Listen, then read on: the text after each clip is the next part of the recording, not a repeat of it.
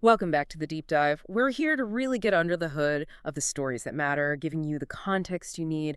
And today, well, we're looking at something that's been simmering in the NFL world, particularly if you follow the Pittsburgh Steelers. It's all about veteran wide receiver Gabe Davis. Yeah, what's going on there? Our mission today is basically to unpack this whole situation. We'll look at the latest news, zoom out a bit on Davis, his past, his free agency journey, and then figure out what him potentially signing or maybe not signing means for the Steelers receivers heading into the season. It's definitely more than just filling a roster spot, right? It touches on team strategy, chemistry, the whole offseason chess game. Exactly. And we've got some solid info to work with here. We're pulling mainly from recent ESPN reports, Jeremy Fowler, Brooke Pryor, and some initial stuff from Pro Football Rumors. So we'll piece those together, try to give you a clear view on why this guy, Gabe Davis, is still kind of hanging around as a possibility for Pittsburgh, even though it's been weeks since he visited. Okay, let's get right into it then. It has been almost a month since that visit, which feels like a long time in the NFL offseason.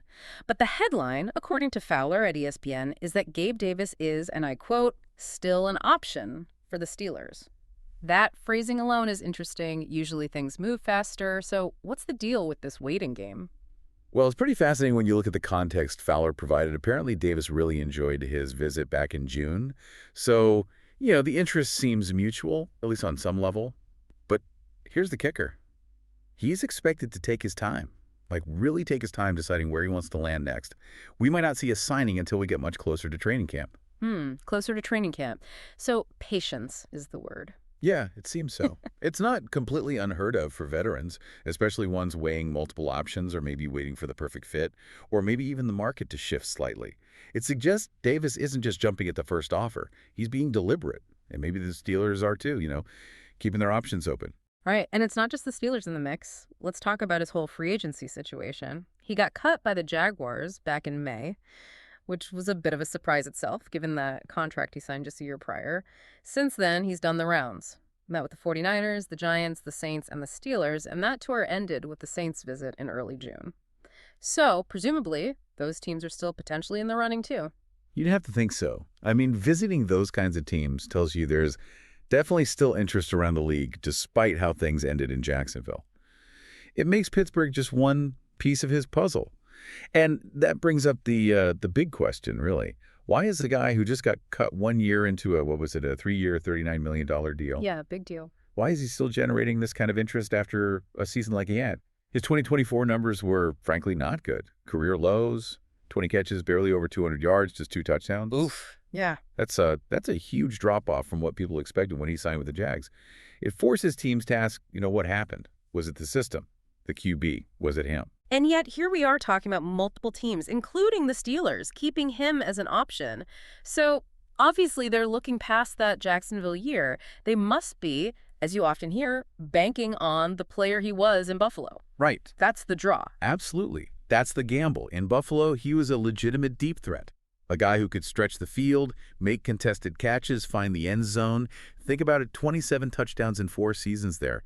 That's serious production, especially often as the number 2 or 3 option. And that 2022 season specifically, 48 catches, over 800 yards, those are the numbers teams are looking at, I bet. Exactly. So you've got this, stark contrast, the explosive potential shown in Buffalo versus the really disappointing output in Jacksonville. It's like that used car analogy you used, great potential mileage, but maybe a recent engine problem. The upside's there, but you see the latest performance and you hesitate. Yeah, it's a calculated risk. Teams are betting they can get the Buffalo version of Gabe Davis back online in their system. Okay, so shifting to the Steelers side of this equation.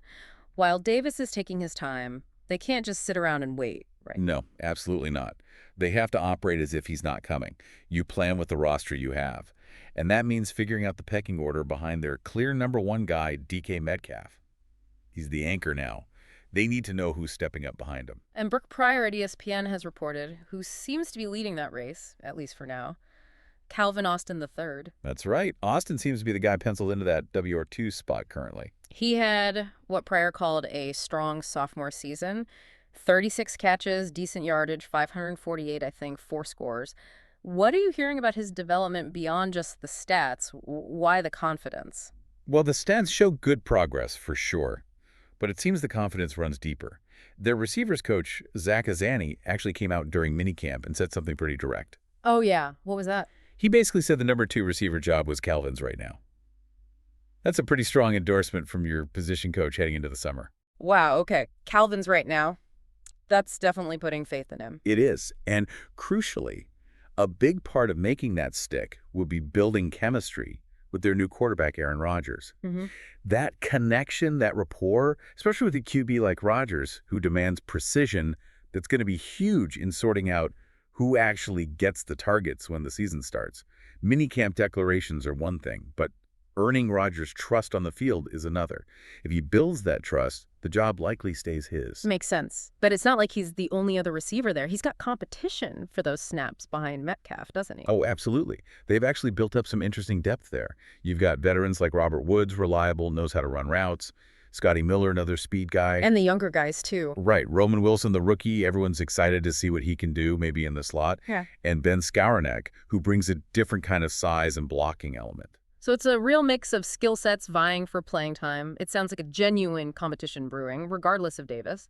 Exactly. It forces everyone to earn their reps. It's not just being handed out.